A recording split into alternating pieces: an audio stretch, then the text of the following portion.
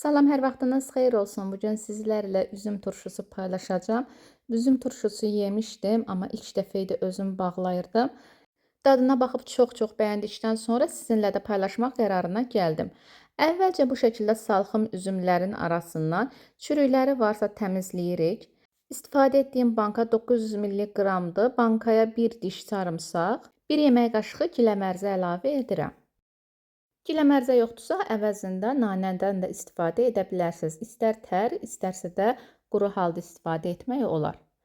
Daha sonra gördüyünüz şəkildə üzümləri saplaq formasında olmaqla bankaya yerləşdirirəm.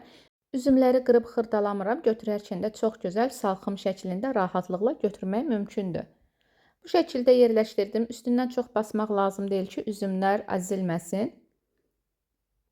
Eyni qayda ilə növbəti bankanı dolduracağım. Qeyd edim ki, üzüm alarkən mütləq diqqət etmək lazımdır ki, tam yetişməmiş olsun. Yəni əsasən dadına baxarkən turş və üzünə baxanda bir qədər yaşıl üzümləri alsanız daha gözəl olar.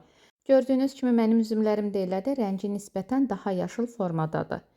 Və bu şəkildə 3 ədəd banka hazırladım. Mən 2 kiloqram üzümdən istifadə etmişdim. Hər bankaya 1 dolu yemək qaşığı şəkər tozu və 1 yemək qaşığı turşu duzu əlavə edirəm. Buna pendir duzu da deyirlər. Və qaşığın ucunda çox az limon duzu əlavə edirəm.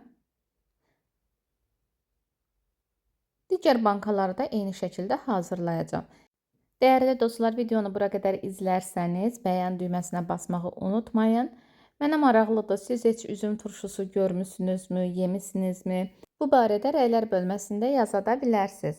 Bankanın qapaqlarını da bir qaba yerləşdirib üzərinə qaynayan su əlavə etdim. Təxminən 4-5 dəqiqə ərzində sterilizə edirəm. Hər bankaya 3 yemək qaşığı sirkə əlavə edirəm. Mən üzüm sirkəsi istifadə etdim. Alma sirkəsi də olsa olar.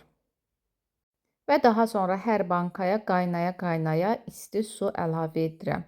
Təkrardan qeyd edim, su qaynar olmalıdır. Suyu əlavə etdiyim kimi qapağını da kip bağladım. Duzun, şəkərin suya yaxşı qarışmağı üçün bu şəkildə sağa sola yellədirəm və daha sonra elə isti adyalın arasına bükərək soyumağını gözləyəcəm. Eyni qayda ilə növbəti bankalarda hazırlayacağım. Sirkəsini və suyunu əlavə edirəm. Hətta suyu mən təkrardan yenidən qaynadıb digər bankaya da əlavə etdim. Qapağını da kip şəkildə möhkəmcə bağladım. Çalxalayıb tərs çevirdim. Bu qədər sadə qışlıq üzüm tutmalarım hazırdır. Turşunun hazır olması üçün 7 gün ərzində gözləmək lazımdır. Daha sonra nuş edə bilərsiniz. Sərin yerdə saxlamağınız məsləhətdir. Budur turşunun hazır olmuş halı. Rənginin gözəlliyinə baxın. Çox gözəl, dadı da olduqca möhtəşəmdir.